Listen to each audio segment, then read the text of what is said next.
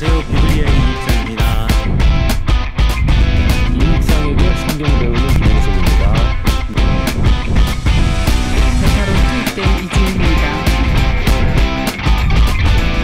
여기도 보시면은 나시린 교리가 나와 있어요. 이 여인이 그 신경 쓰지 마라. 이런 문서방을 다 볼 수 있는 그런 한조 같은 이런 자기 반성은 매우 훌륭한 거 아닙니까? 네, 안녕하세요. 비블리아의 이익상입니다. 김영석입니다. 이지은입니다. 지난 시간에는 우리가 밥값을 제대로 못한 것 같은 죄송한 댓글로만 밥값을 받아야지 우리가. 그래야 되는 건가? 밥값 안 받았으니까 뭔 값을 해. 그래. 이해해 주세요. 네. 이해해 주세요. 밥값 못하고 1시간 동안 이게 떠들었습니다. 또 이런 때도 있어야죠. 재밌어 할 수도 있어요. 저 같은 사람은 오히려 이렇게. 맞아. 오히려 이제 이런 질문 시간들을 또 좋아하실 수도 있겠다. 제 기준은 응. 일단 펜 들고 받아 적으면 안 듣는다예요. 좋습니다. 좋습니다. 좋아요. 요거 이제 우리 지금 요거 들으시는 분들 중에 혹시 이제 지난 방송 안 들으신 분 있으면은 한번 가서 들어보세요. 네. 재미난 얘기들 많이 했습니다. 네. 우리 이제 진짜 성경 이야기 들어가서 사무엘하 4장. 네, 4장. 네. 지지난 주에 아브넬이 죽었습니다. 그렇죠? 그래서 사울의 아들 이스보셋이 지금 아브넬이 헤브론에서 죽었다함을 듣고 손에 맥이 풀렸고 온 이스라엘이 놀랐다라고 이야기를 하죠. 그럴 수밖에 없는 게 이제 후견인 아브넬하고 서로 사이가 안 좋긴 했지만 어찌되었든 자기의 정치적인 후견인이고 자기 목숨을 유지하고 보존시켜준 사람이 아브넬이기 때문에 아브넬에게 어찌하였든 의지할 수밖에 없었을 텐데 이제 아브넬이 죽었다고 하니 자신의 안전을 걱정해야 하니까 놀랄 수밖에 없었겠죠. 근데 이때 사울의 아들 이스보셋에게 군 지휘관 두 사람이 있으니 한 사람은 바하나요 또 다른 한 사람의 이름은 레갑이다 라고 이야기를 합니다. 군 지휘관 지금 바하나와 레갑을 지금 소개하고 있습니다. 그런데 베냐민 족속 브에롯 사람 림몬의 아들이었다라고 이야기를 해요. 그리고 브에롯도 베냐민 지파에 속하였으니 일찍이 브에롯 사람들이 깃다임으로 도망하여 오늘까지 거기서 우거함이더라라고 하면서 브에롯 족속을 굳이 이렇게 길게 설명해요. 그러니까 이런 건 그냥 막 넘어가는 부분이에요. 그렇죠. 그냥 이유가 있어요? 스킵. 그렇지. 한마디도 알아들을 수가 없어. 그래. 뭔가 설명이 길게 나오면은 뭔가 이 사람에 대해서 지금 얘기하고 싶은 거다. 중요한 사람이구나. 그렇지. 중요한 사람이다. 라고 생각하면 돼요. 그럼 어떤 사람이냐? 브에롯이 어디서 등장하느냐? 우리가 여호수아를 안 하고 점프를 뛰어서 이런 거야. 여호수아서 9장에 가면은 우리 기브온 사람들이 여호수아에게 이렇게 자기 허름하게 해가지고 가서 평화조약 냈잖아요. 그때 함께 갔던 사람들이 거기 기브온 사람들 그리고 그 주변에 누구 하면서 그 안에 브에롯 사람이 같이 있어요. 자, 9장 17절 한번 제가 볼까요? 근데 만약에 했어도 나 같은 사람은 몰랐을 거예요. 그럴 수도 있고. 그렇죠. 브에롯이라는 사람이 별로 나오지 않으니까 9장 16절부터 읽어볼게요. 그들과 조약을 맺은 후 사흘이 지나서야 그들이 이웃에서 자기들 중에 거주하는 자들이라 함을 들으니라. 이스라엘 자손이 행군하여 셋째 날에 그들의 여러 성읍에 이르렀으니 그들의 성읍들은 기브온과 그비라와 부에롯과 기럇 여아림이라. 기럇 여아림만 기억나지. 그러게. 부에롯 같은 이런 맞아. 그런 작은 도시 기억 안 나지. 그렇죠. 성경에 나오지만 현재는 어디인지도 잘 모르는. 그렇지. 그러니까 그냥 지우는 거야 뇌에서. 그렇지. 부에롯이라는 이름만 보고 여기가 뭐가 있나 보다라고 그냥 생각할 뿐이지. 기럇 여아림 이런 거 기억하는 것만 해도 어디야, 그죠? 그럼 그거라도 기억해 주는 게 어디야. 그래 우리가 성지순례 때 갔으니까. 그래서 기억나나? 그래도 외국 이름인데 그거 기억하는 게 어때요? 자, 그래서 이 사람이 바로 그런 이방인이었다라는 것을 지금 이야기하고 있는 거죠. 그러니까 지금 아브넬이 죽고 난 다음에 군사 지도자 2명 바하나 레갑이 이방인이고 한 집안의 아들들 형제들이었다라고 이야기를 해요. 그런데 이게 그래서 어쨌다고 이렇게 생각할 수 있잖아요. 왜냐하면 이게 벌써 이 이스보셋에 대한 복선을 알려주고 있는 겁니다. 이게 왜 복선을 알려주고 있냐면 바나와 금 레갑은 이스보셋을 보호할 사람일까요? 아니면 해칠 사람일까요? 생각해보면 이스보셋이 아브넬 아래에 있던 장군이었고 또 죄송합니다. 이스보셋이 아니라 왜 이러지?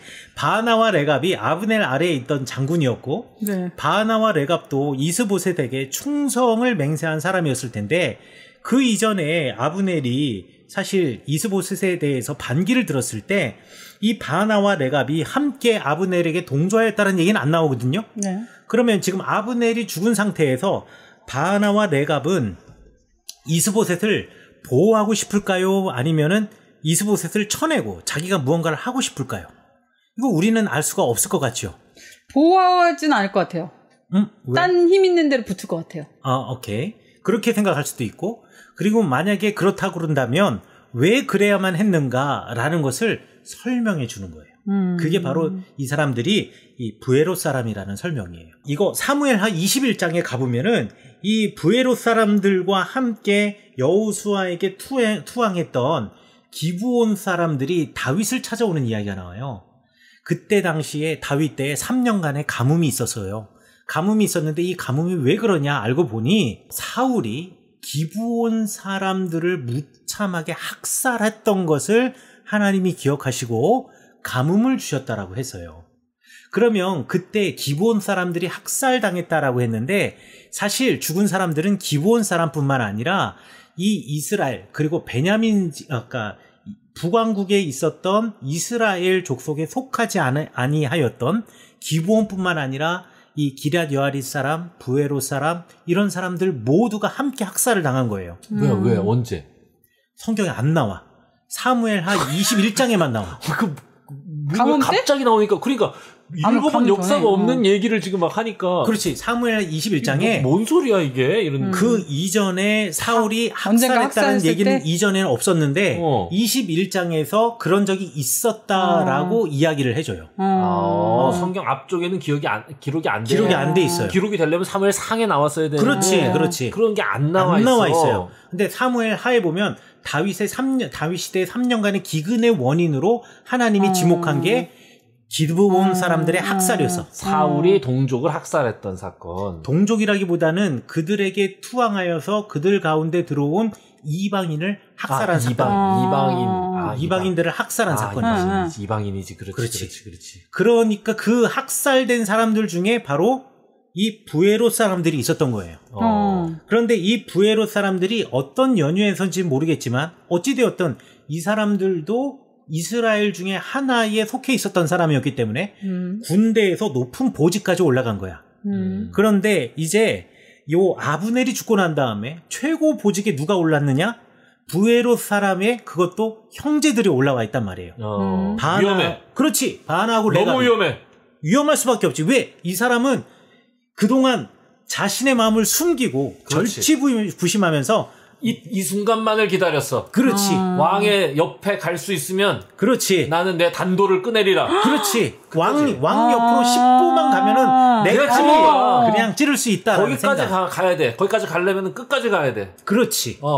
그런데 기회를 잡은 거지. 그렇지. 죽일 때가 된 거구만. 이스보셋이라고 몰랐을까? 알았겠지. 자기 아버지가 그렇게 한 건데. 그렇겠네. 그러니까 이 이스보셋은 놀랄 수밖에 없는 거예요. 이제 죽을 가까이 왔네? 이렇게 생각했겠지. 근데 왜 걔를 올려? 인사권은 이스보셋에게 있는 거 아니야?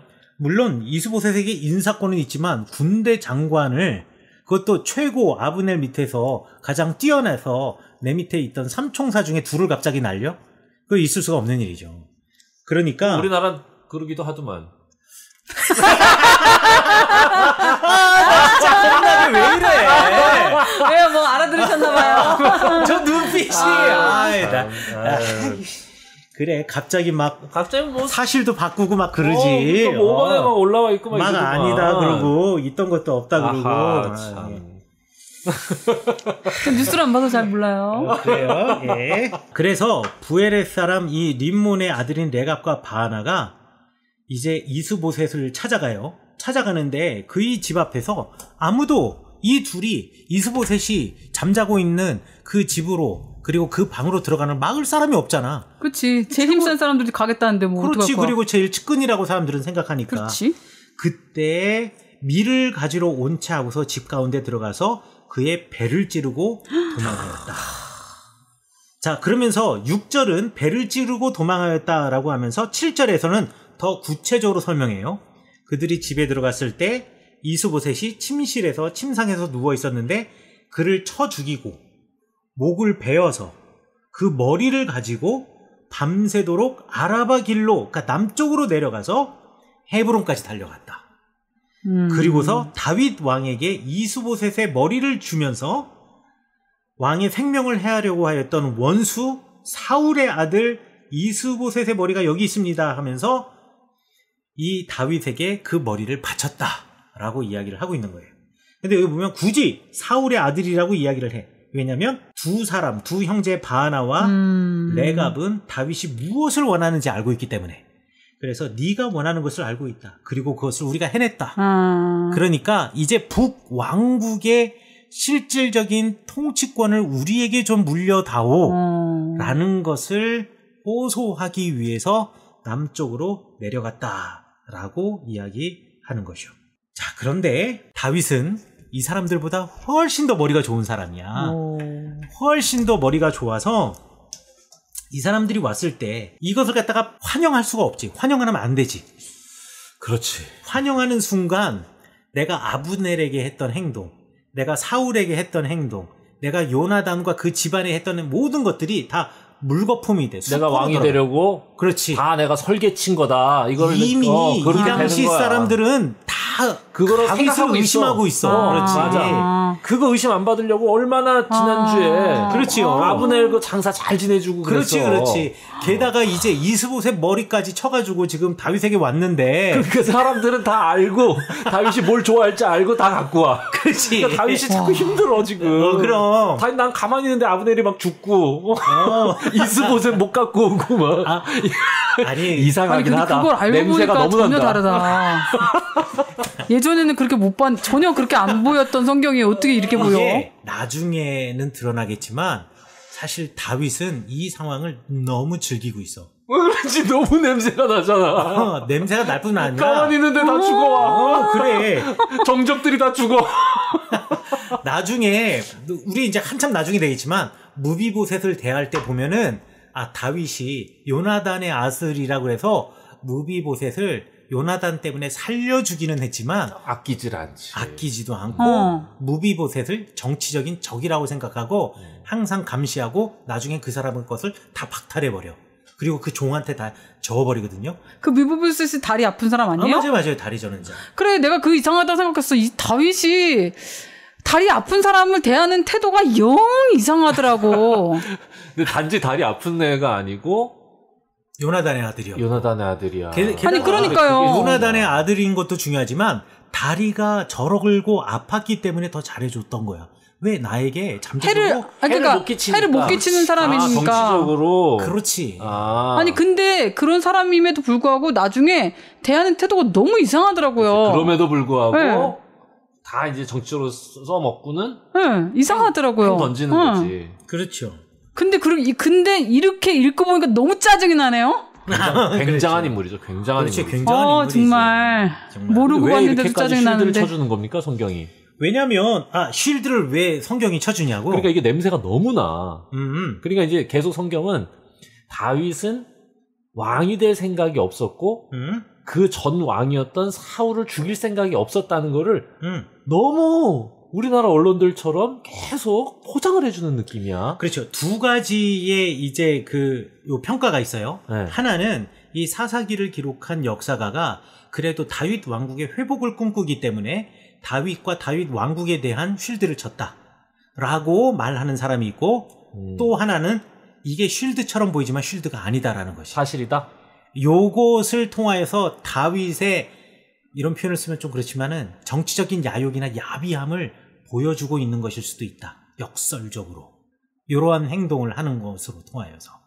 그래서 그러한 두 가지 평가가 있는데 저는 기본적으로 쉴드를 쳐준다라는 거에 대해서 더 조금 무게감을 두는 편이다. 그러니까 너무 의도적으로 지금 계속 다윗은 아무것도 안 했지만 사울이 알아서 전쟁 가서 죽고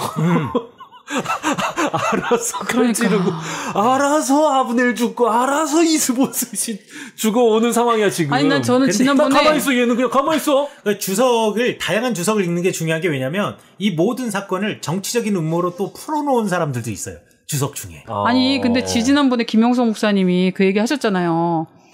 그 고전에서는 그 성경의 소스를 가져온 사람들이 지금 두 분 목사님이 하시는 얘기 정도의 수준의 이해를 갖고 있었잖아요. 그렇지. 그럼 그 정도 수준의 교육을 어디선가 받았다는 얘기 아니에요. 그 사람들이 뭐 신학자도 아니고 신학을 공부한 사람들도 아닌데 그걸 어디 가서 따로 막 연구를 한 게 아니라 보편적으로 어디에선가는 교육을 받는 만약에 학교를 다니면 그 정도의 수준은 받았으니까 깊이 읽지 않았을까요? 그러니까 깊이 읽었더라도 깊이 읽었으니까 난 그랬을 거라 생각해. 네, 아니 깊이 읽어도 아니 성경만 만약에 그러니까 제가 수준을 만약에 얘기했는데 그 사람들이 언어 자체가 우리는 지금 번역된 걸 읽으니까 조금 이제 뭐 달라질 수도 있지만 아무리 깊이 읽어도 그러니까 어디선가는 그걸 배웠을 것 같아. 아닙니다. 저는 제 생각은 저나 사모님이나 우리들은 편향된 지식에 갇혀서 보기 때문에 더 안 보이는 거예요. 그게 눈을 가려서. 기본적인 다윗에 대한 인식, 기본적인 사울에 대한 인식, 역사에 대한 인식이 있어요. 그래서 이게 더 안 보여. 그리고 우리는 설교를 들으면서 하나님의 말씀은 되게 단락단락 구절에 한정된 의미를 우리가 들으면서 신앙을 키워왔기 때문에 성경을 이해하면서 읽는 훈련이 안 돼 있을 뿐이에요. 그래서 저는 지난주에 비신자지만 우리 방송 잘 듣고 계시다는 그분이 성경을 더 정확하게 읽으실 가능성이 높다. 왜냐하면 우리에게 편견을 줄 수 있는 이렇게 바이어스 될 수 있는 정보들을 갖고 있지 않은 상태에서 성경을 보니까 그러면 더 잘 보입니다. 하빔님, 우리 하빔님. 그렇지. 네, 그거 없이 보면 훨씬 더 잘 보이셨을 텐데 워낙 우린 들은 거에 사로잡혀 있어서 그래서 제가 우리 신학생들 이제 후배들 만나면 꼭 해주는 얘기가 들었던 것과 싸우는 게 필요하다는 얘기를 꼭 합니다. 네. 들었던 설교, 들었던 말과 싸우는 거. 그리고 내가 스스로 성경을 이해하려고 찾아가는 거. 이게 진짜 몸부림처럼 되지 않으면 이게 틀이 깨지기가 쉽지 않아요. 그래서 그게 궁금했어요. 그러니까 그분들의 그것이 없어진 지금 현재는 뭐가 어디서부터 잘못됐을까? 그게 좀 궁금했고요. 그렇죠. 그러면은 우리도 그렇게 읽을 수 있으면 판타지를 깨면 되죠. 참 좋을 텐데. 네, 깨지고 있는 과정입니다. 그게 좀 아쉽더라고요. 자, 그래서 요 두 장군의 죽음, 바하나와 레갑의 죽음에 대해서 정치적으로 해석하는 사람은 바하나와 레갑의 죽음이라니. 바하나와 레갑이 죽었잖아요. 언제 죽었어? 지금? 다윗이. 내가 아직 그 얘기 안 했나? 그럼 얘기 안 했는데 자꾸 죽여. 왜 먼저 죽여? 그래, 머릿속에 머리 들고 왔어. 그래, 머리 들고 왔구나. 머리 들고 왔는데 왜 갑자기 죽여? 너무 갑자기 이쪽에서 사람이 많이 죽어가지고. 머릿속에 들어있는 거예요. 이 머리 저 머리가 계속 날아가냐. 다윗은 지금 이 죽은 이스보셋을 다시 헤브론에다 잘 장사를 시켜줘요. 아브넬처럼. 그래서 잘 대주었다라는 거죠. 그리고 어떻게 했냐? 이 머리를 가져온 사람을 죽여버려요. 그렇지. 그래야지 내 권위가 서는 거고. 억울하게 자기가 누명을 쓰지 않는 거지. 그렇지. 자기가 누명을 쓴다기보다는 완전 범죄에서 대단하네. 더 확증을 줄 수 있다라고 해석하는 사람들도 있다. 왜 그러냐? 다윗이 작전이다. 이게. 그렇지. 작전이다. 왜냐하면 다윗이 이 사람들을 왜 죽였겠냐? 바하나와 레갑을. 자기가 시킨 거야. 자기가 시킨 걸 수도 있겠지만 얘네들이 왔어요. 데리고 왔는데 그리고 얘를 갖다가 거두어 주고 싶은 마음이 없지 않아 생길 수도 있는데 너무 고마우니까. 그러면은 그 전에 했던 게 다 자기가 했던 게 되잖아. 그렇지. 그렇게 될 수도 있고 두 번째로는 이 주석을 한 사람에 비해서는 살려주기에는 이 사람들의 스타일이 그러니까 바하나와 레갑의 스타일이 요압하고 너무 같아. 나중에 또 문제가 되네. 우욱하는 사람이고 장비. 그렇지. 그런데다가 언제라도 누군가를 죽일 수 있는 사람이잖아. 그렇지. 너무 요압과 같아. 위험하고. 나는 요압도 위험하다고 생각을 하는데 그래서 아브넬을 함께 두려고 했는데 여기 둘이 쫓아왔는데 요압 같은 사람이 또 쫓아온 거야. 그러니 요압 하나도 관리하기가 힘든데 셋이나 되면 이게 얼마나 힘들겠어. 그래서 이 둘을 죽였다라고 주석한 사람도 있어요. 다윗이 머리가 되게 좋구만. 진짜 기가 막힌 사람이야. 그렇다고 하면 이제 대단한 사람이다. 대단하지. 대단한 사람이다. 그래서 이 다윗이 이 둘을 완전히 극명한 비교를 해주는 게 뭐냐면 이스보셋은 죽은 다음에 헤브론에 장사를 해줘요. 무덤에 장사를 하는 거지. 헤브론에 있는 아브넬의 무덤에 함께 매장을 해줘. 그런데 이 청년들 2명, 이 바하나와 레갑은요, 죽은 다음에 매달아가지고 그냥 이 사람들의 시신을 그냥 방치해버려요. 방치해버려. 본보기를 보여주나 보지. 죽은 시신에 대한 완전히 다른 대우를 해주면서 이 사람들을 갖다가 저주하는 모습을 다윗이 아주 그냥 뭐라 그러죠? 드라마틱하게 보여주었다. 그러면서 자기를 보호한 거다. 대단하네. 말하는 사람들도 있다라고 얘기하시면 이거 그거 대하 드라마 뭐 이런 거 같아. 맞아요. 진짜. 완전히 뭐 조선왕조 처음 그러니까요. 시작할 때 막 다 죽이는 거. 최수종이 주인공인 막 그런 거. 날아가. 다 죽여 그냥 막. 주변에서 막 하나 둘씩 막 축축축축 날아가. 그렇지. 이게 항상 이게 왕조가 시작되려면 그러니까요. 예, 숙청이 좀 있어야 되는 거지. 비블리아 들리는 말씀 울리는 마음 Welcome to the 비블리아 열리는 성서 알리는 방송 라디오 비블리아 라디오 비블리아. 자, 이제 그러면 사무엘하 5장으로 가도록 하겠습니다.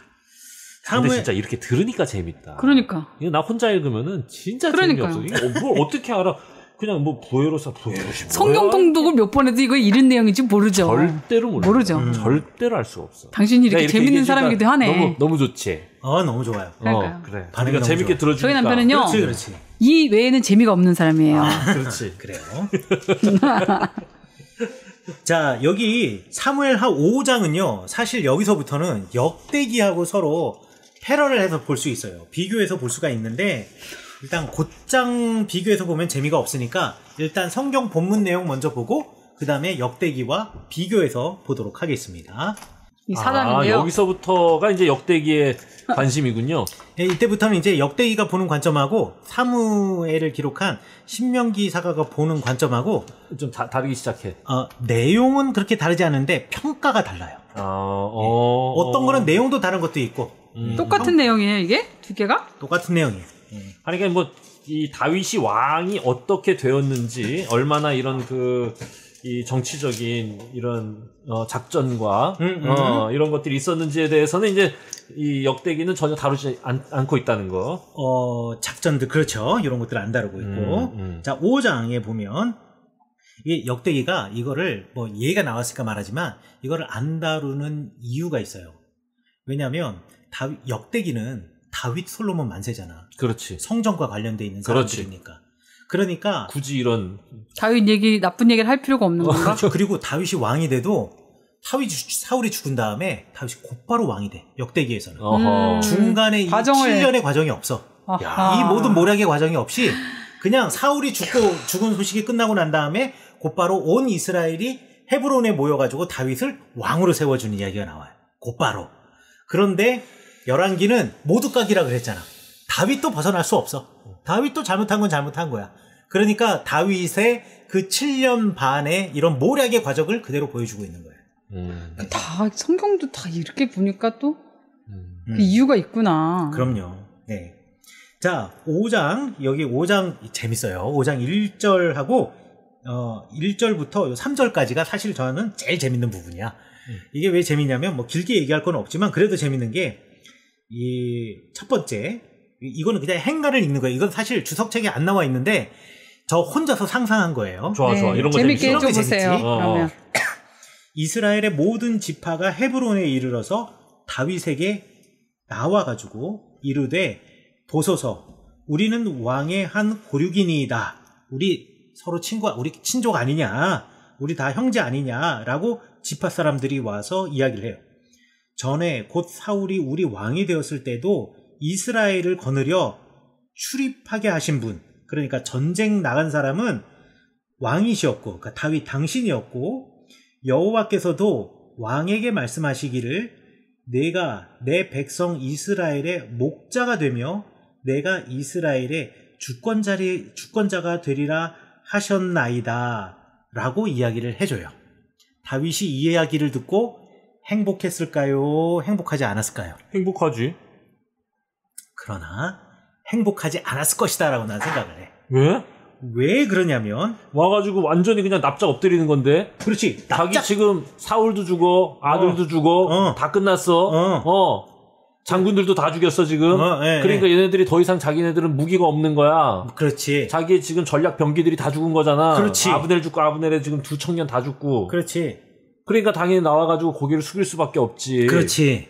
고개 숙이는 것처럼 보이죠. 엄청 숙였잖아. 그렇죠. 그런데 여기에 나온 사람을 뭐라고 불렀냐면 이스라엘의 모든 지파라고 불렀어. 지파가 나와가지고 지파라는 말을 굳이 썼어요. 역대기는 안 쓴 말이거든요. 지파란 말을 굳이 썼는데 그리고 난 다음에 내가 이스라엘의 주권자가 되리라 라고 하나님이 말씀하셨다 그랬잖아요. 요 주권자라는 말이 히브리어로 나기드야. 멜렉이 아니야. 요거 그러니까 하나님께서 앞에는 왕이라고 썼구만. 멜렉을 썼구만. 왜냐면 당신이 지금 우리 왕이니까. 하지만 하나님이 뭐라고 당신에 대해서 약속을 했냐면 당신이 이스라엘의 목자가 되며 목자가 되고 주권자 나기드 지도자가 될 것이다 라고 말하지 않았냐. 기억하지? 라고 말하는 거예요. 이게 뭐냐면 왕은 아니고 너 사울처럼 왕하려고 생각하지 마. 우리 다 동등해. 우리 12지파의 공동체야. 우리 12지파의 공동체고 너 지금 헤브론에 있잖아. 넌 유다 지파고 우리는 이 북쪽에 있는 다른 지파고. 그러니까 너를 지도자로 우리 인정해 줄게. 그리고 그 지도자로 인정해 주는 것만 만족하며 살지. 거기서 뭐 굳이 또 왕이 되려고 굳이 그럴 마음 가질 필요 있겠니? 이 말이 이 안에 들어와 있다라는 거지. 이거 원어를 모르면 그렇게 읽을 수가 없겠다. 이 말을 들은 다윗이 기분이 좋겠냐고. 기분 나쁘지. 나빠. 기분이 확 나쁘고 얼굴 안색이 완전히 울그락불그락. 야, 그렇지. 이제 주변에서 막 이제 팔 부들부들 떨고 왕과 그 부하들, 그러니까 다윗과 그 부하들이 언제라도 사람 죽일 준비를 하고 있는데 얘네들이 지금 적진에 들어와서 이게 쓸데없는 헛짓거리 말을 하고 있으니 그럼 다윗이 얼마나 열받았겠어요. 근데 이걸 눈치챈 거야. 그래서 3절 이에 이스라엘의 모든 장로가 이젠 지파라고 부르지 않아. 장로라고 불러. 장로 하면은 뭐냐면 이 지파의 가장 대장인데 이 장로는 정치적인 스테이터스를 가지고 있는 사람이에요. 그러니까 정치적인 리더들이 지금 헤브론에 이르러서 왕에게 나오매 이제 다윗 왕과 언약을 맺고 그에게 기름을 부어줘. 아니라고. 이거 오해라고. 지금 이렇게 열받으실 필요 없으시다고. 우리가 왔잖냐고. 당신이 왕이 맞다고. 무슨 낙이들 쟤네들이 말 실수한 거라고. 그럴 수 있지. 하지만 당신이 우리의 왕입니다. 하면서 그 위에다가 머리에 기름을 부어주는 장면이 5장 1절부터 3절까지의 내용이에요. 그러니까 요 1절부터 3절까지의 내용이 껄쩍지근했겠네 다윗이. 성경을 연구하는 사람 입장에서는 이야기가 두 개가 반복되는 이야기야. 하나는 지파가 와가지고 사람들에게 왕이라고 칭찬해주고 있는데 또 3절에 보면은 장로들이 와가지고 또 헤브론에 또 와. 그러면 이 사람들이 시차를 두고 따로 왔나? 내지는 이 사람들이 뭐 따로 온 게 아니라 같이 왔는데 다른 이야기를 갖다가 두 번 반복한 건가? 아니면 두 가지의 다른 이야기가 섞인 건가? 뭐 여러 가지 설명이 있을 수 있는데 제가 읽으면서 받은 뉘앙스는 뭐냐면 그리고 그동안 다윗이 해왔던 뉘앙스와 및 그동안 북왕국이 취했던 스탠스를 보건데 요거는 다윗을 한번 떠봤다가 이거 죽겠다 싶어가지고 와가지고 더 납작 엎드렸어 장로들이. 야 이거 아니다. 신기를 건드렸어. 플랜 A를 가지고 왔는데 플랜 A가 아닌 걸 또 아닌 걸 알고 플랜 B로 확 불러 엎은 것이다 라고 저는 추측을 했다라는 거죠.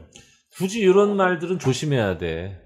그런데 왜냐면 요거 이제 누가? 그러니까 내 설명이? 아니 단어 괜히 와가지고 왕 앞에서 그치. 하나님께서 당신 목자와 지도자로 삼으셨습니다. 요런 말 이거 왜 해? 이런 거. 그렇지. 지혜가 없는 거야. 그렇지 맞아. 내가 지금 내가 지금 여사인데 씨라고 불렀잖아 지금. 그래 열받는 거지. 조심해. 완전 기분 나쁜 거지. 그렇지. 고소 당하는 거지. 그럼. 그 한마디가 얼마나 중요한데 호칭에. 그리고 거기서 완전 다시는 회복되지 않는 관계에 건넌 거야 지금 강을. 약간 그런 느낌이구만. 그렇지. 그래서 지금 다윗이 왕이 되었다라는 것을 지금 이야기를 하고 있는 겁니다.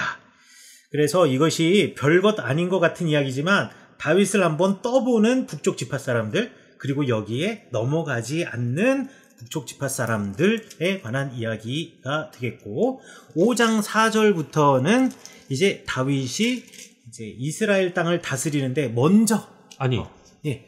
다윗이 지금 이제 왕이 되는 나이가 30세야. 젊네. 그런데 이게 이미 헤브론에서 유다를 다스리기 시작한 지 7년 6개월, 8년이라 합시다. 그래요? 8년이 지난 뒤야. 그렇지. 지금 37살 내진 36살. 그러면 22살에 헤브론에서 왕이 됐으니. 아니야.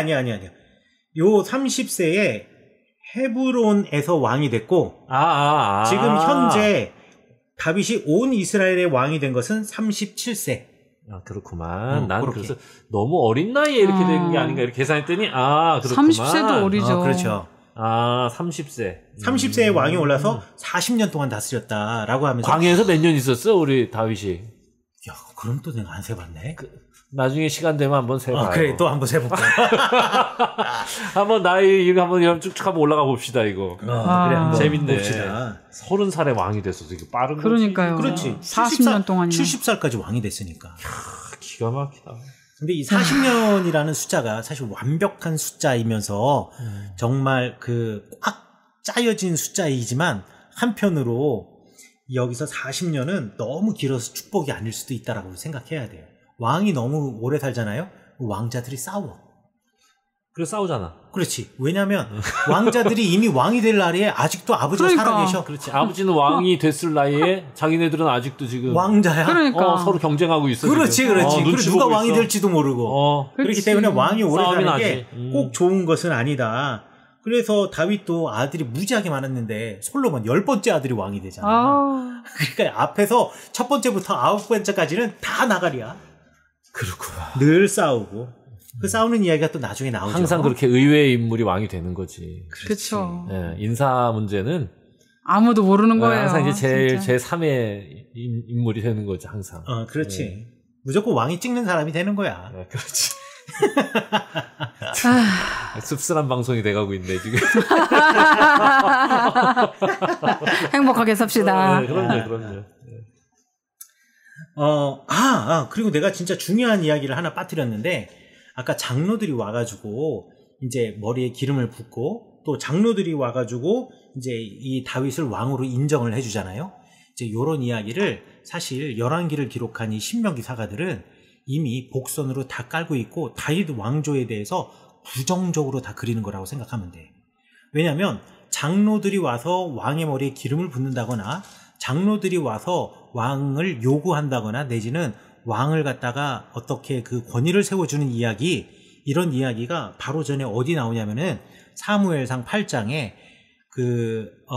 사무엘에게 이스라엘의 장로가 와서 왕을 요청하는 이야기가 나오잖아요.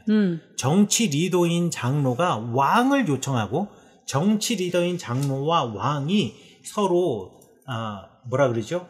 하나의 스토리에서 엮여서 이어지면서 왕의 등극과 연결되어지는 이 이야기를 서로 오버랩 시켜가지고 마치 사무엘에게 장로들이 찾아와서 왕을 요구하듯이 다윗 왕조가 이방인들과 또 이방의 왕과 다름없는 왕이 될 것이다. 그때 사무엘이 뭐라 그랬어요? 너희들이 이방의 왕을 구하는 거다 말하고 막 책망을 했잖아요. 그 책망한 그것이 여기서 그대로 드러나고 있는 거예요. 왜냐하면 이게 나중에 또 어디서 드러나냐면 그 뒤에서 이러한 그 열왕기 사가의 그 크리틱이 어디서 드러나냐면 뒤에 보면 13절부터 16절까지 다윗의 아들과 딸들의 이야기가 나와. 다윗의 아들과 딸들이 헤브론에 올라온 후에 예루살렘에 처첩을 더 두었으므로 아들과 딸들이 또 다윗에게 나니 그의 이름이 삼무와 소밥, 나달, 솔로몬, 이빨 해서 쭉 사람들 나오잖아요. 이거 다윗이 복받아서 그 자손들이 막 늘어났다 이야기가 아니라 이제 다윗이 이방의 왕처럼 왕이 우리 신명기에 보면 신명기 17장 보면은 왕의 폐해가 뭐냐면 아내를 많이 두고 막 이런 것들 왕의 폐해가 나오고 왕이 지켜야 될 명령 중에 아내를 많이 두지 말라라는 명령이 신명기에 나와요. 왕의 요구조문에. 그게 있습니까? 있어요. 신명기 17장에 있어요. 그런데 지금 좋은 다윗이 명령이네요. 솔로몬 어떻게 된 거야? 난리가. 다윗도 어떻게 된 거야 이거? 그러니까 솔로몬이 참나. 최악인 거지. 그 다윗은 그나마 양반이죠 지금. 그러니까 솔로몬 아유 1900부지 뭐가 양반이야. 구반이 명반이야. 그러니까 옛말에 틀린 게 한 게 없어. 그래서 다윗이 헤브론에 올라오고 예루살렘에서 처첩을 더 두었다라는 표현. 그다음에 굉장히 부정적인 표현이네. 그렇지. 그리고 아들 이름을 쫙 했다라는 것은 이거 축복이 아니라 다윗이 이방의 왕들과 똑같다. 이방의 왕들이 장로들이나 정치 지도자들에 의해서 왕으로 피택되어지고 그들에 의해서 왕으로 기름 부어지듯이 지금 장로들이 올라와서 다윗의 머리 위에다 기름을 또 붓고 있잖아요. 그러니까 이 다윗이 앞으로 왕 생활이 이방의 왕들과 별 다름없는 왕과 같은 삶을 살 것이다라는 복선을 갖다가 여기다 깔아놓고 있다라는 것을 우리가 생각해야 한다.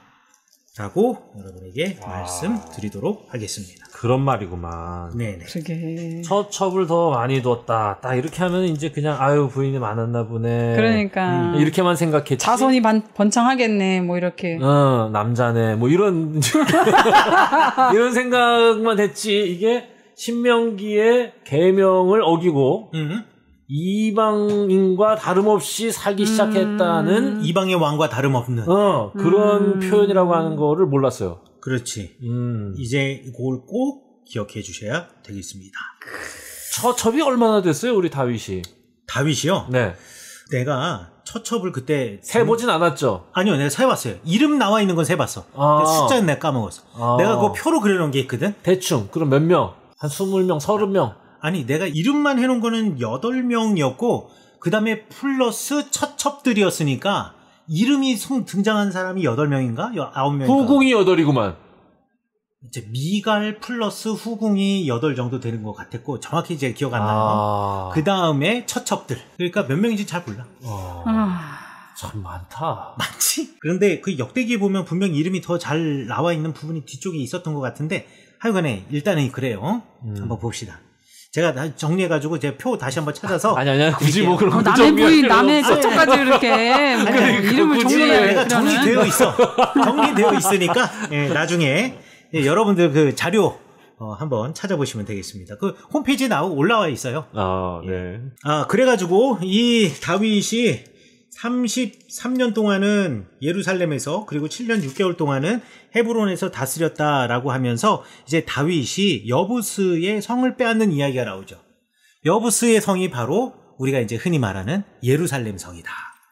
그 예루살렘 성을 빼앗아서 다윗이 시온, 예루살렘 성을 시온이라고 불렀는데 그 시온이라는 말 자체가 요새라는 뜻이거든요. 요새. 그래서 요새인 산성 예루살렘을 빼앗았는데 빼앗고 나서 그 산성을 다윗성이라고 불렀다라고 이야기를 하고 있습니다. 자, 그리고 요 다윗성을 빼앗는 이야기가 바로 여기 지금 사무엘하 5장 1절부터 10절까지의 이야기에 6절부터 10절까지에 나와 있는 거죠. 시온 산성 뺏는 이야기를 보면 예루살렘으로 가서 그 땅 여부스 사람을 치려하며 그 사람들이 다윗에게 이르러서 내가 결코 이리로 들어오지 못하리라. 맹인과 다리 저는 자라도 너를 물리치리라 라고 이야기를 하고 있어요. 맹인과 다리 저는 자도 물리칠 것이다 라고 지금 자신만만해하고 있는 이유는 요 예루살렘 성이 천의 요새이기 때문에. 다윗 예루살렘 성을 갖다가 길쭉한 붕어빵 생각하시면 되겠는데 붕어빵보다는 제가 보기에는 고등어 생각하시면 될 것 같아요. 고등어처럼 생겼는데 홍치가 더 길쭉한데요. 그런가요? 성 자체가 모양이 그렇게 생겼어요. 그런데 그게 난공불락이야? 그렇지. 왜냐면 붕어빵이라 생각해봐. 붕어빵처럼 생겼는데 붕어빵의 꼬리 쪽이 북쪽이에요. 대가리가 남쪽이야. 근데 동쪽하고 서쪽하고 남쪽은 아주 가파른 내리막길 절벽이에요. 그쪽으로는 병사들이 올라와서 이 성을 칠 수가 없어. 그러면 치려면은 북쪽 그 꼬리 붕어빵의 꼬리 쪽으로만 들어와야 돼. 근데 꼬리 쪽은 호리병 모양으로 잘록하잖아요. 그러니까 그게 좁아. 그러니까 성벽의 길이가 동쪽과 서쪽은 긴데 남쪽은 생선 모양으로 이렇게 뾰족하게 되어 있고 북쪽은 호리병 모양으로 좁아요. 그 좁은 허리의 길이가 굳이 따지면 한 2-30m밖에 안 돼. 그러니 그 병목 현상이 일어나는구나. 그렇지. 2-30m만 막으면 예루살렘 성은 난공불락이에요. 야, 요거 이순신 장군의 저 전술과 통하는 겁니다. 무슨 전술이죠? 저걸 잘 몰라. 근데 어쨌거나 이게 그 일본 함대가 한꺼번에 이 총공격을 하지 못하도록 이렇게 모으는 거죠. 그래서 이제 한 놈씩 죽이는 거. 야, 요거 전술이 아주 좋은 전술이야. 아주 좋은 전술이죠. 그렇지. 애들이 한번 많아도 우리는 이렇게 병목 현상으로 들어오는 애들 2-30m 들어와봐야 뭐 100여 명 들어오겠지. 걔네들만 쏘면 되는 거야. 그렇죠. 그러니까 거기 다윗이 아무리 대단한 사람이라도 우리 이 성 한 번도 뺏겨본 적이 없거든. 왜냐하면 그렇지. 가나안 정복 전쟁할 때 여호수아한테도 안 뺏긴 성이에요. 그렇지. 이곳에 아직까지도 이 사람들이 살고 있으니까. 그러니까 다윗은 이 성을 뺏을 때 두 가지 목적이 있었어요. 하나는 뭐냐면 여호수아도 하지 못한 일을 나는 할 수 있다. 이거를 보여주는 거고. 그러니까 자기의 위대함을 보여주는 거지. 게다가 여호수아가 하지 못한 일을 내가 한다라는 의미는 뭐냐면 여호수아의 가나안 정복 전쟁은 완벽하게 끝난 전쟁이 아니야. 그런데 내가 이 여부스 성을 정복함으로 내가 진짜 가나안 사람들을 이 땅에서 완전히 내몰아버리는 정복 전쟁을 완수할 수 있는 사람이 되는 거예요. 완전히 스타가 되는 거지. 여부스만 남았나? 여부스만 남았어요. 가나안 족속 중에는. 그래. 예. 그러니까 이게 마지막 남은 족속인 거야. 그러니까 얘를 간담을 서늘케 했던 바로 그 장본인들이구만. 그렇죠. 여호수아와 갈렙이 싸우려고 했던. 맞아요. 그러나 남들은 간담을 서늘케 하여서 싸울 엄두도 내지 못했던 애를 다윗이 드디어. 그렇지. 내가 치겠다는 거야.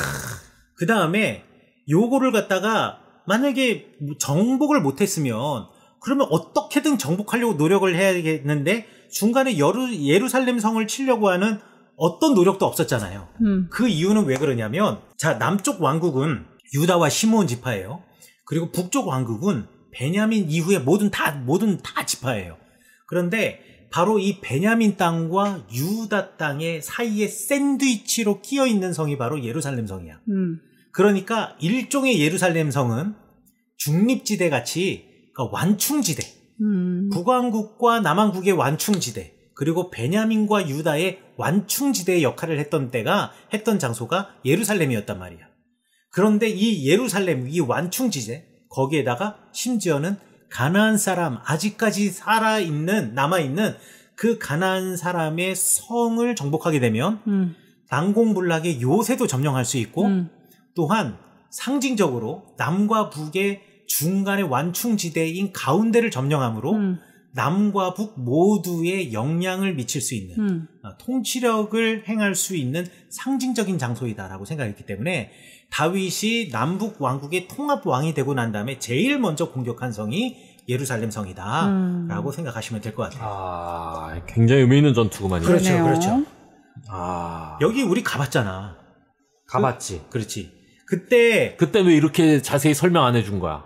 그때는 빨리 티켓팅 하고 난 다음에 그냥 저거 다윗성이에요 이러고는 지나갔어. 그렇진 않아.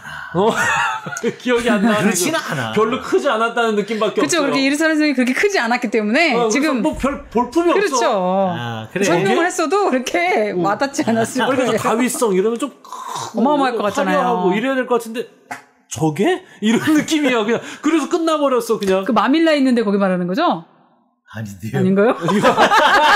아니 지금 아닌가요? 10년 넘게 지금 이스라엘 사신 분이 이르다비드인가요? 히스기야 터널 있는데. 네네네. 그럼 더 조그만데요. 히스기야 터널 있는 쪽은 뭔가 큰 그럼 더 조그마잖아. 그래, 더 조그마지. 완전 조그맣고 완전 그렇죠. 그러니까 이거? 그런데 거기에 여부수 족속이 살아? 그럼. 몇 명 안 살았나 봐. 2,000명. 흔적도 잘 안 남아 있어요. 2,000명이요. 성의 사이즈 굉장히 사람들이 조그맸던 거예요. 그러니까 고고학자들이 인원을 확인할 수 있는데 거인이라며. 거인이어서 간담을 서늘케 했잖아. 아이 뭐 그럼 뭐야? 걸리버 여행기야 뭐야? 몰라. 거기 2,000이 어떻게 들어가? 2,000 들어갈 수 있어요. 그 조그만데? 아유, 그 밑으로 쭉 언덕 아래로 쭉 내려가는 거니까. 그렇지. 언덕이 그럼 있죠. 내려갈 수 있어. 아, 그래? 충분히 살 수 있어. 충분히. 왜냐면 지금처럼 건물을 이렇게 화려하게 언덕에 살진 않으니까. 비탈만 산 게 아니라 지금 아랍 사람들이 살고 있는 마을 거기도 전부 다 성 아니었으니까. 그런 겁니까? 그럼요. 2,000명 충분히 살아요. 알았습니다. 네. 예. 다시 가야 되겠어? 안 되겠어? 그때 설명이 미흡했어. 그래? 이런 설명을 해줬어야지. 아, 그래? 왜 다윗성이 의미 있냐? 마지막 유일하게 남은 갈렙과 여호수아가 옷을 찢으며 정복해야 됐다고 했던 간담을 서늘케 할 가나안의 마지막 성읍이었다. 이걸 다윗이 정복해서 성을 지은 거다. 이렇게 얘기했으면 사람들이 얼마나 가슴이 뜨거워졌겠어. 네, 감수성이 예민하지 못해가지고 내가 없어요. 감수성은 그런 감수성이 없고요. 그냥 오로지 고양이. 고양이와 그냥 그런 것만 있어요. 앵두? 이런 거. 시골 감수성밖에 없습니다. 그래, 이제는 다윗성의 의미가 조금 더 살아났어요. 오늘 비로소. 그렇죠. 목사님은 다시 가시면 진짜 좋으실 것 같아요. 그러니까 그거를 시온산성이라고 그러는 거 아니야. 그렇죠. 시온이 요새라는 것도 오늘 처음 알았네. 주님은 나의 요새 할 때 시온이야. 그렇지. You are my 자이언. 뭐 이런 거 아닌가? 자, 여기까지 하겠습니다. 네. 여기 봐 소파 우리 집에 있어 의자로 소파로 침대로 여기 보는 편안해 여기 보러 힐링해 여기 보러 모두 행복해 여기 보 자, 그런데 이 성을 어떻게 공격했냐? 여기 8절에 보면 단서가 나오죠. 그날에 다윗이 이르기를 누구든지 여부스 사람을 치거든 물 깃는 데로 올라가서 다윗의 마음에 미워하는 다리 저는 사람과 맹인을 치라 하였으므로 속담이 되어 이르기를 맹인과 다리 저는 사람은 집에 들어오지 못하리라 하더라 라고 되어 있어요. 자, 이게 무슨 말인고 하니 사람들이 뭐라 그랬냐면 여기는 너무 방어하기 쉬워. 그리고 난공불락이야. 여기는 맹인과 다리 저는 사람도 지킬 수 있어. 대부분의 전쟁에서 맹인이나 다리 저는 사람까지 전쟁에 참여하는 것은 이제 거의 나라가 망하기 직전이에요. 그런데 우리는 그게 아니라 선발대로 맹인과 다리 저는 사람, 전쟁과 전혀 상관없어 보이는 사람을 내보내도 너희들 정도는 지킬 수 있어 라고 했는데 그 이유가 바로 이곳이 난공불락의 요새이기 때문에. 그런데 이 난공불락의 요새에 이제 한 가지 치명적인 단점이 있죠. 그게 바로 물이 없다라는 거. 이 요새에 물을 공급하는 공급원이 기온샘인데 기온샘이 성 바깥에 있다라는 거. 밑에 있잖아요. 밑에. 그렇지. 성 바깥에 밑에 기드온 골짜기에 있었기 때문에 물 공급이 쉽지 않아서 이 여부스 사람들은 이 물을 뜨기 위한 비밀 통로를 만들어 놓고 그 비밀 통로로 자기들이 물을 떠서 나르는 일들을 했는데 여부스 사람 이외에 다른 사람들은 거기에 비밀 물 통로가 있다라는 것을 전혀 몰랐다라는 거죠.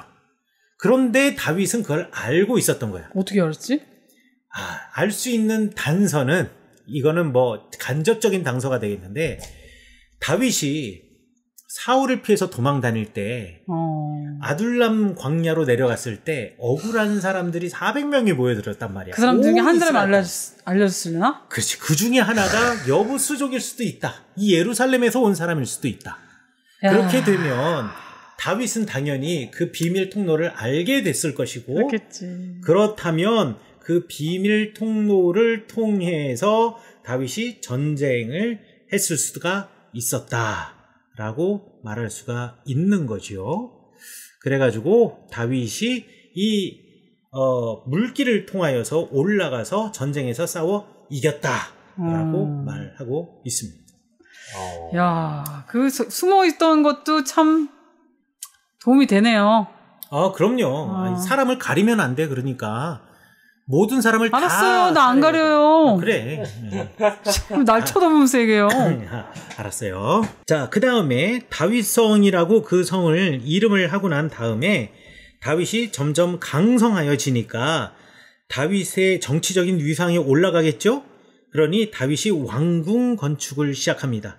그것이 바로 두로왕 히람이 다윗에게 사절들과 백향목과 목수와 석수들을 보내매 그들이 다윗을 위하여 집을 지었다라고 이야기하고 있는데 이것이 바로 다윗 왕궁이고요. 이 다윗 왕궁이 2005년부터 2007년까지 발견됐죠. 예, 그래가지고 이제는 우리가 다윗과 솔로몬이 살았던 왕궁을 볼 수 있습니다. 그럼 난 못 본 것 같은데? 아유, 뭘 못 봐. 다시 가세요, 목사님. 터널 내려가려면 거기를 지나가야 되는데. 아이, 뭐든. 거기 다 비슷비슷하더래요. 이스라엘이 색깔도 비슷비슷하더래요. 그러니까 돌이야. 색깔. 저 10번 간데도 기억 안 나는 데도 있어요. 저 돌이고 그럼요. 그 돌이지. 그럼요. 다윗 왕궁도 못 봤다. 설명도 안 했다. 그 벌써 얼마 전이야, 벌써. 세월이 얼마야. 우리 10년 전이야. 그럼. 그래. 알았어. 다시 가야 돼. 다시 가세요. 다시 가야 돼. 반드시 갑시다. 그런데 왜 두로왕이 알아서 와서 기면서 이렇게 조공을 합니까? 두로와 그 시돈 사람들이요? 네. 두로와 시돈 사람들이 이스라엘과 무역을 반드시 해야만 했어요. 무슨 무역을 해야 되냐면 곡물 무역을 해야 됐어요. 두로와 시돈은 바닷가에 있는 해안 도시거든. 해안 도시 이 사람들은 주로 배 타고 무역하던 사람들이에요. 그럼 안정적으로 자기들이 살고 있는 이 마을, 자기 가족들은 거기 살고 있을 거 아니야. 여기에 물자를 공급해 주어야 할 거 아니에요. 그러기 위해서 가장 가까운 동네가 어디냐? 바로 이스라엘이에요. 두로와 시돈이 지금 굳이 따지면 어디라고 생각하시냐면 리비아, 레바논. 레바논과 이스라엘의 국경 있는 데라 생각하면 돼요. 그래서 이스라엘 그 국경에서 두로까지 차 타고 한 30분이면 갈 수 있어.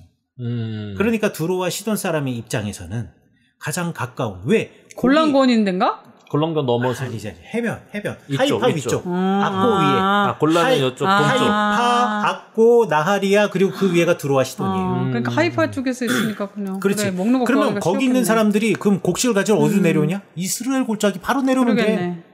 차 타고 오면 1시간 반 길어도 그리고 뭐 낙이 타고 오면 하루길이면 이스라엘 골짜기 도착해. 거기가 얼마나 평야고 먹을 게 많아. 하이파 그럼 거기서 곡식을 사가지고 가는 거예요. 이게 그러니까 이스라엘은 아니었지만 아주 이제 가깝게 지냈던 그냥 그렇죠. 바로 붙어 있었던 나라라고 생각하면 그건 뭐 동맹국 수준 정도. 그렇죠. 다메섹이 어디예요, 다메섹? 다메섹은 다마스커스지, 시리아. 난 또 다 그 동네인 줄 알았지. 그래. 왜 또 시리아까지 가, 바울은? 안 되겠어요. 성지순례 다시 가야 돼.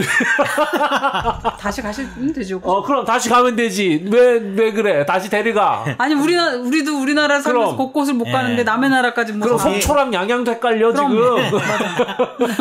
거기에 제일 큰 회당이 있었어. 시리아에. 안디옥하고 시리아 다메섹에. 안디옥하고 다메섹에. 안디옥은 저 위고. 그렇지. 시리아는 요 오른쪽에 있는 거였구만. 당신은 지도를 다 그리니까 아는 거지. 그치. 다음에 거기도 날 데려가줘. 그래야 안 헷갈려. 거기가 지금 전쟁 때문에 들어갔어. 그래? 전쟁이 났나? 아하. 전쟁 날 전에 갔어야 돼. 그렇습니다. 자, 그래서 다윗이 12절, 이거는 3인칭 전지적 작가 시점에서 편집자가 여기다 표 집어넣은 거죠. 다윗이 여호와께서 자기를 세우사 이스라엘 왕으로 삼으신 것과 그의 백성 이스라엘을 위하여 그 나라를 높이신 것을 알았더라 라고 하면서 편집자가 여기다가 맨 마지막에 이렇게 쏙 이렇게 해설을 하나 콕 집어넣어 주었다라고 생각하시면 될 것 같아요. 자, 그 다음에 다윗이 스스로 자기가 알았다 이거야? 그 나라를 높이신 것을 다윗이 알게 되었다라는 표현이 되지. 이건 뭐 스스로 편집자가 왜 넣은 거예요, 그러니까? 요건 이제 다윗을 띄워주는 거죠. 그러니까 사람들이 와서 막 이렇게 막 봉양하고 막 조공 바치고 이러니까 다윗이 여호와께서 나를 왕으로 세우셨구나라는 걸 알게 되었다. 그렇지. 그제서야. 그 전에는 그런 마음을 품고 있지 않았는데. 오, 그렇게도 생각할 수 있겠네. 왕이 데려간 적이 없는데 그냥 가만히 있어요. 지금 다윗은 실은 지금까지 왕에 대한 생각이 없었다. 그렇게 다 쉴드 쳐주는 거라고요? 그러니까 지금까지 모든 이야기를 보셔. 다윗은 아무것도 안 해. 아무것도 안 하고 저절로 된 거다? 벌어지는 모든 일들을 아주 지혜롭게 이렇게 될 수밖에 없었다. 정리만 하는 거죠. 예, 사울이 죽어도 어머나 이걸 어떻게 하면 좋아. 아브넬이 죽어 어머나 이를 어떻게. 다윗은 죄가 없다. 그러니까. 그렇죠. 게다가 또 다윗이 그동안은 실질적으로 유다의 왕이었잖아요. 유다의 왕은 두로와 시돈을 만날 이유가 없어요. 그런데 통일 왕국 이스라엘의 왕이 되었으니 두로와 시돈 사람을 만났을 거 아니야. 동쪽 사람이니까. 그렇지. 그러니까 이제 내가 진짜 이스라엘의 왕이 되었구나. 깨달았다라는 것을 깨달았을 수도 있다라고 이해하시면 되겠네요. 다윗은 그러니까 이 사람은 편집자는 다윗은 괜찮은 사람이다 이런 생각 가지고 있는 거네요. 그렇게 뉘앙스를 주는 거네요. 그런 뉘앙스를 주는 거예요. 예. 그 전까지는 그게 아니잖아요. 근데. 왜냐하면 그 준다라는 이유는 뭐냐면 여호와 하나님께서 삼으셨다. 이 표현이 다윗의 왕권을 세워주는 표현이다라고 말하기 때문에 그렇죠. 다윗을 띄워주는 것이다. 하나님이 세우신 왕이라는 그렇지. 거를 지금 아예 여기서 해버렸으니까. 그렇지. 그러니까 이게 이제 3인칭 전지적 작가 시점에서 편집자가 요 이야기 다윗에 관한 이야기를 모으면서 여기에 자기 해설을 집어넣은 거죠. 아, 그렇지. 10절, 12절. 하나님 여호와께서 함께 계시니 다윗이 점점 강성하여 지더라. 이것도 3인칭 전지적 작가 시점이죠. 그렇지. 그렇죠. 관찰자 시점에서 갑자기 전지적 작가 시점으로 넘어가면 요거는 나중에 편집한 사람이 자기의 해설을 집어넣은 거구나라는 것을 우리가 알 수가 있는 거죠. 자, 13절부터 16절까지 이야기는 했어요. 우리 다윗의 아들과 딸들. 이거 좋은 얘기 아니라는 거. 그다음에 다윗이 블레셋을 쳐서 이기는 이야기가 나오는데 두 번 이제 전쟁을 하게 돼요. 17절부터 21절까지 한 번 전쟁하고 22절에 다시 올라와서 22절부터 25절까지 또 전쟁, 두 번 전쟁을 하는 이야기가 이제 나옵니다. 다윗이 두 번 전쟁을 해요. 그런데 여기서 일단 다윗이 칭찬할 만한 것이 있고 다윗이 잘못한 일이 있어요. 칭찬한 일과 잘못한 일이 있는데 그럼 칭찬할 일은 무엇이고 잘못한 일은 무엇이냐? 칭찬할 일은 무엇이냐면 블레셋 사람들과 전쟁하기 전에 다윗이 여호와 하나님께 여쭤보았다. 여쭤보았다. 이 전쟁하기 전에 여쭤보았다라는 이게 다윗이 참 잘한 일이다라는 것을 우리가 알 수가 있어요. 그러면 다윗이 그럼 잘못한 것은 무엇이냐? 21절에 나옵니다. 거기서 블레셋 사람들이 그들의 우상을 버렸으므로 이게 뭐냐면 싸워가지고 블레셋 사람들이 졌어요. 그래서 사방으로 흩어져서 도망을 갔어요. 그래서 그곳의 이름을 바알 브라심이라고 이름을 불렀어요. 그리고 난 다음 거기서 바알 브라심에서 블레셋 사람들이 그들의 우상을 버렸으므로 다윗과 그의 부하들이 치우니라라고 되어 있어요. 왜 치워요? 자, 그런데 치웠다라는 말의 번역을 잘못한 거예요. 이거 치우니라가 아니고 다윗과 그의 부하들이 그 우상을 가져갔다라는 표현이 그게 감 나가는 거였나? 그럴 수도 있고 그 다음에 고대 사회에서는 신들의 전쟁이라고 생각해서 우리가 저들의 신을 이겼으면 그 신을 가져오는 거야. 전쟁 노획물로 가져와가지고 우리의 신전이나 우리의 어떤 성소 이런 데다 갖다 놓는 거야. 우리의 신 앞에 갖다 놓고 예를 들어 계단을 만들어 놓고 단 위에 우리 신을 놓고 그 아래에다가 그 신을 놓고 얘가 우리 신보다 하급신이야 라는 것을 뭐 눈으로 보여주기 위해서 가져가는 수도 있고 정복한 신들을 다 그렇죠. 만신전이 그거예요. 만신전. 아니 그러면은 신으로 인정하긴 하는 거네. 그렇지. 그러니까 만신전이라는 게 제우스가 왕이라는 게 그게 뭐냐면 제우스를 섬기는 도시가 최고 도시고 그 밑에 다른 신들을 다스리는 도시는 이 제우스를 섬기는 도시의 위성 도시와 같은 도시다라는 걸 보여주는 게 만신전이잖아요. 그러니까 신화라든가 그런 것들이 전부 다 상징을 가지고 있는 거거든. 그러니까 다윗은 지금 이거를 가져간 거야. 그런데 이게 범죄라는 거지. 왜냐? 신명기 7장에 보면 전쟁에서 이런 우상들을 갖다가 반드시 왕이 해야 되고 사람들이 해야 될 것은 전부 다 불살라버리고 쳐버리고 없애버리는 거예요. 그러면 이거 역사서 읽을 때마다 저 율법 그거 신명기 외우고 봐야 돼? 뭐를? 이런 거 모르면 이게 잘못인지 모르잖아. 설명을 들어야 알지, 지금. 주석서를 보시면 아니, 다윗은 몰랐을까? 그럼. 다윗이 이거 몰랐을까요? 다윗이? 그거는 나도 잘 모르겠어. 그러나, 여기서 중요한 거는, 여기서 또, 그러면 이것을 기록한 사람이 말하고자 하는 게 뭐냐? 다윗이 이방의 왕들과 똑같은 행동을 하고 있다. 이방의 왕들이 그렇게 하거든요. 아니, 근데 다윗이 성전에서 살았잖아요. 아니요, 다윗 시대 때는 성전이 없었죠. 아닌가? 아니, 그 누구 밑에서 살았잖아, 다윗이. 그 누구야? 지금 사무엘하고 엘리를 헷갈리는 것 같아요. 네, 요거 죄송합니다. 네, 저는 모르는 괜찮아요. 네. 그럼 괜찮습니다. 네. 그래서 다윗이 이방의 왕들과 지금 똑같이 행동하고 있다. 기록한 사람이 이 다윗에 대해서 지금 좋지 않는 평가를 하고 있는 것이 여기서 드러나고 있다라는 것을 우리가 알 수 있다라는 거죠. 야, 근데 이거 쉽지 않다. 진짜 이제 오늘 이렇게 얘기를 들으면서 이제 이 과정에 대한 이해가 이제 막 생기는데 실은 이제 이 부분에 대해서 설교하는 걸 거의 들은 적이 없고 그렇지. 거의 새벽 기도에서나 이제 가끔 이제 이렇게 차근차근 한 장씩 할 때나 이렇게 그냥 언급이 되는 부분들이잖아요, 여기가. 그렇죠. 네, 너무 새로운데. 근데 주로 새벽 기도 때 들어도 다윗이 여호와께 여쭈었다 이런 데 초점이 있잖아요. 여호와께 여쭈은 것이 아주 좋다 이런 게. 이렇게 너무 막 이렇게 너무 확대 해석하고 이제 이러는 설교들을 많이 들었는데 맞아요. 그러나 이런 거구나. 쉽지 않아요. 가는 게 쉽지 않아. 미안하지만 근데 어쩔 수가 없어요. 이제 이렇게 얘기를 들으니까 비로소 답답하게 눌려있던 뇌가 조금 이렇게 해방감을 느끼는 것 같아요. 알게 되는 기쁨일 수 있는데요. 네. 근데 요거에 대해서 역대기는 좀 다르게 평가한다. 우리 저 역대기를 비교해 보면은요. 제가 이제 나눠드린 종이 여러분에게도 제가 그 링크 올려드리도록 하겠습니다. 여러분들 혹시 이거 들으시는 분은 비블리아 홈페이지 가셔서 다윗, 사무엘, 역대기 이렇게 키워드 검색하시면은 제가 요거 올려놓을게요. 첫 시간에 한 것부터 시작해서 여기 사무엘하 5장과 역대상 11장 이야기부터 한번 비교해 보면 간단하게 빨리 할게요. 3절 사무엘하 5장 3절에서 쭉 이야기가 나오는데 역대상 11장 3절에는요. 5장 3절의 이야기를 더 붙여요. 이에 이스라엘의 모든 장로가 헤브론에 있는 왕에게로 나아가니 헤브론에서 다윗이 그들과 여호와 앞에 언약을 맺음에 그들이 다윗에게 기름을 부어 이스라엘의 왕으로 삼았다라고 해가지고 사무엘은 끝났는데 역대상은 삼았고 여호와께서 사무엘을 통하여 전하신 말씀대로 그대로 되었다라는 말을 덧붙여놔요.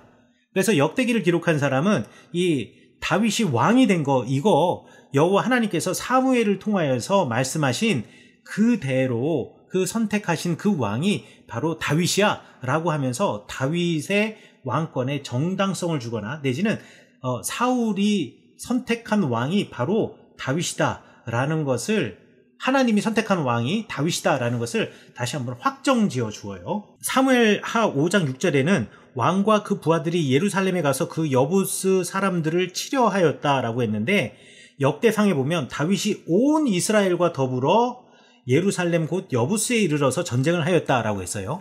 그러니까 사무엘하 5장 6절에서는 다윗과 그의 부하들이 올라가가지고 그것도 그 부하들이 올라가서 예루살렘을 쳤고 그 다음이 다윗이 그 시온 산성을 빼앗았다라고 이야기를 했는데 그런데 그 왕과 그의 부하들 하면은 소규모의 전쟁이라고 생각하잖아요. 역대기에서는 다윗이 온 이스라엘과 더불어 예루살렘으로 올라갔다. 그러니까 다윗이 다 함께 예루살렘으로 올라가서 다윗을 왕으로 인정했기 때문에 다 함께 예루살렘으로 올라가서 전쟁을 했다라고 이야기를 하고 있어요. 조금 더 얘기를 포장하고 있네요. 그렇죠. 더 포장하고 더 뭔가 근사하게 다윗이. 그렇죠. 그리고 8절의 내용이 사무엘하 5장 8절의 내용이 이제 역대기랑 완전히 달라요. 거기 보면 여부스 사람 치려고 하면 물 깃는 데로 올라가서 저런 사람과 아까 좀 전에 했던 그런 얘기 나오잖아요. 네. 역대기는 그런 얘기 없어요. 그냥 다윗이 뭐라고 이야기하냐면 먼저 여부스 사람을 치는 자는 우두머리와 지휘관으로 삼으리라 하였더니 요압이 먼저 올라갔으므로 그가 그 성을 쳤고 그 요압이 이제 우두머리가 되었다라는 이야기로 뭔가 이거는 약간 무용담 같은 거야. 쳤고 정복했다. 그래서 딱 이렇게 끝나버리네. 역대기는. 이게 역대기의 이게 특징인데 긴 설명을 확 줄여서 간략하게 이야기를 해버려요. 그리고 여기 보면 8절에 보면은 다리 저는 사람과 맹인이 사람이 집에 들어오지 못하리라 하는 속담 이런 긴 이야기들 하잖아요. 잘 이해하지 못할 좀 긴 이야기 있으면 과감하게 쳐버려. 역대기는. 이게 뭔 말인지 나도 모르겠어. 그렇지. 이게 뭔 말이야? 이 속담이 무슨 속담인지 누구도 몰라.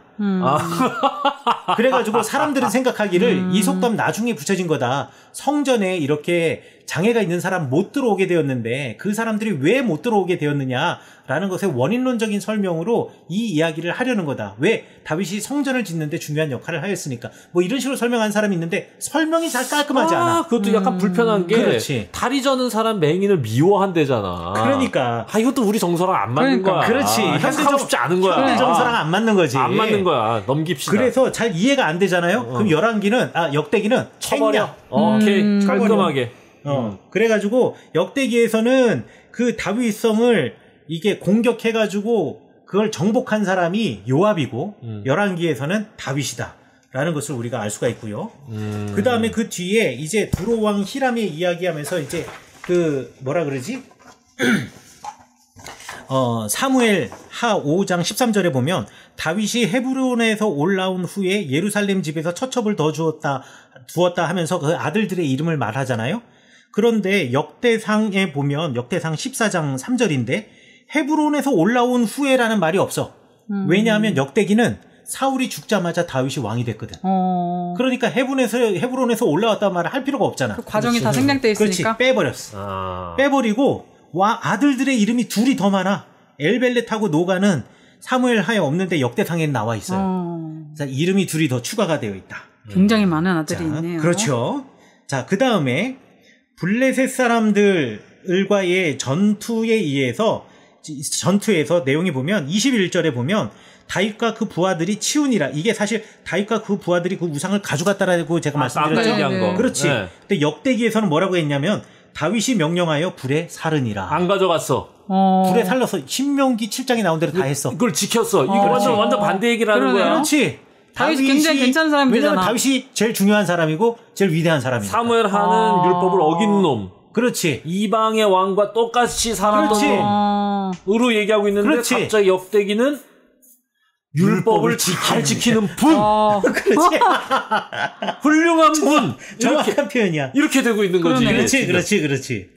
그래가지고 야, 너무 다르다. 이거는 너무 심하다, 진짜. 관점이 너무 다르죠. 관점이 다른 게 아니고 아예 완전 다르잖아. 다른 이건. 사람 놈에서 분이 되는 거야, 이 정도면. 요 정도 느낌이라는 거구만. 그래서 역대기와 지금 우리가 흔히 역대기와 열왕기, 역대기와 사무엘을 비교할 때, 그러니까 역대기를 기록한 역사가와 그 다음에 신명기적 신학을 가지고 있는 역사가를 비교할 때 이게 본문을 나란히 보면은 이 사람들의 의도가 확실히 드러난다. 성경을 이렇게 볼 줄 알아야 된다니까 진짜. 이거 되게 중요한 거야 이거는. 너무 어려워 진짜. 이거는 들어야 돼요. 이렇게. 그러니까. 이렇게 볼 수 있는 게 되게 중요한 거잖아. 우리가 딴 거 갖고 얘기하는 게 아니라 성경 가지고 얘기하는 거니까. 그럼요. 예, 그래서 블레셋 전쟁이 다 끝나고 난 다음에 역대상에서 뭐라고 얘기하냐? 다윗의 명성이 온 세상에 퍼졌고 여호와께서 모든 이방 민족으로 그를 두려워하게 하셨더라. 기가 막히다. 하면서 역대기는 끝나고 사무엘은 그런 얘기 없고. 이거 뭐 거의 아주 진짜 멋진 영웅의 영화를 하고 만들고 마지막에 엔딩 크레딧에서 그렇지. 쫙 올라가는 거지. 다윗의 명성 이러면서 그렇지. 이런 거야 이게 지금. 맞아 그거야 그거. 야. 그러니까 역대기가 얼마나 다윗과 솔로몬 편향적인가라는 것을 알 수가 있고 신명기를 기록한 역사가는 중요한 사람이고 유명하고 꼭 필요하고 우리에게 중요한 왕이지만 그래도 모두 까는 사람. 역사의 반성을 위해서 모두 까는 사람이다라는 것을 이렇게 비교해보면 또 드러난다라는 것을 우리가 알 수가 있습니다. 난 진짜 이익상 목사님을 좀 비블리아에서만 만나고 싶어요. 너무 훌륭하죠? 아니요. 예. 집에서랑 너무 다르니까요. 그러니까 비블리아의 이익상은 너무 훌륭한 거야. 그것보다 김영선 목사님도 훌륭하시죠. 근데 제가 집에서 이익상 목사님 만나면 화가 나. 그러니까 비블리아의 이익상이 아닌 거야. 그냥 철원의 이익상인 거야. 아니 철원의 이익상은 좋은 면도 있어요. 왜냐면 바깥에서도 너무 좋은 사람이거든요. 근데 집 안에서 춘천에서도 좋은 사람이었어요. 근데 집 안에서 신기하네. 정말 오늘은 여기까지. 배터리 3% 남았습니다. 아이고 참. 아 정말 네. 우리 다음 시간에는 조금 더 재밌는 이야기로 여러분에게 나아가겠습니다. 아 요거는 전 지금 속도가 너무 괜찮은 것 같아. 아 그래요? 왜냐하면 너무 낯선 얘기이기 때문에 예, 좀 천천히 가야 하나하나 이렇게 잘 단단하게 땅을 다지면서 스토리 라인을 잡아갈 수 있을 것 같아. 어렵지 않았어. 맞아. 그렇게 이렇게 차근차근 해 나가요. 여기는 너무 낯선 얘기예요. 그렇지. 대부분의 성도 별로 관심 없는 얘기야. 처음 듣는 얘기. 그 부분에 설교 들을 일도 없어. 설교를 잘 안 하시고 대개는 이제 역대기에 나오는 역대기 7장, 뭐 역대하 7장 뭐 이런 데에 있는 멋진 구절들을 가지고 설교를 하시지. 이런 스토리에서는 잘 얘기를 안 하시죠. 그쵸. 네. 우리 다음 시간 이야기는 다윗이 언약 교회를 옮기는 이야기, 재밌는 이야기예요. 그래서 다음 시간에 좀 더 재밌게 할 수 있다. 네, 굉장히 지금 날씨가 더워지고 있습니다. 아마 우리 방송 들으실 때 좀 훨씬 더 더워질 텐데, 네, 더울 때는 에어컨 트시고 비블리아 들으시기를 바랍니다. 네. 네, 감사합니다. 다음 주에 뵙겠습니다. 감사합니다.